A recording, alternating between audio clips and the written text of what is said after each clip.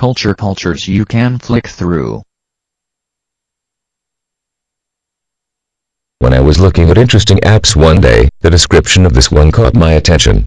If you've ever wondered about certain interesting facts about countries, for me this was a yes, you have been to or want to visit. When you visit new countries, it's good to know things like what to avoid, how to politely say hello, and if you're in an area where you need to tip. It's also good to have an understanding of the country's laws. This is what the Cultures app achieves.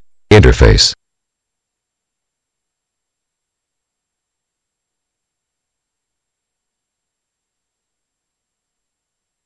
The Cultures app follows the Apple if but isn't that great when talking about its aesthetics.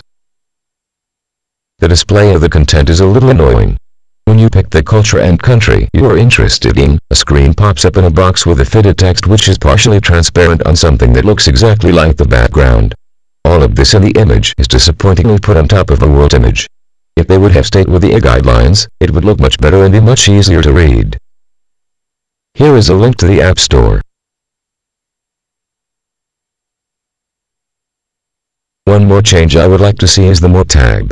The usual More button would produce a bunch of other items that can be changed from the toolbar, much like the iPod application. Given in a sloppy is, the button produces a bunch of other applications made by the developer. World Customs.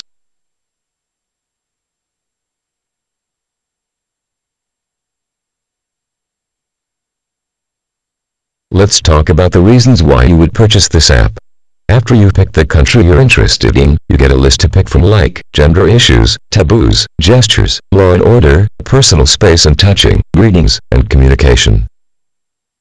There are some listed items that are confusing to me, while the others are quite helpful. Maybe I'm the only person that feels this way. The ones that were most interesting to me were driving rules, laws, greetings and tipping.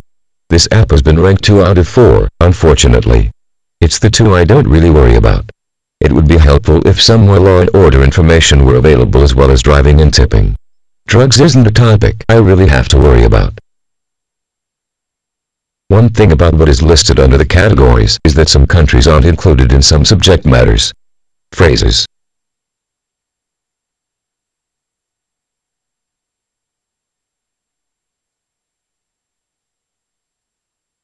This is a disclosure before the summary I am about to give about the application Phrases. The app costs $2.99 and it isn't worth it to me, so I haven't tested it. Conclusion.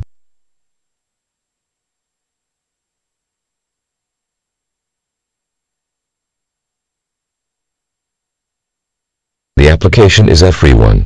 If you are likely to be visiting new countries or touring countries often, probably more people from Europe than from this is an application to get. I would allow a higher rating for Cultures if they changed a few things and made them better. The user interface needs to be changed and the amount of information given needs to increase, which is why readers use it in the first place.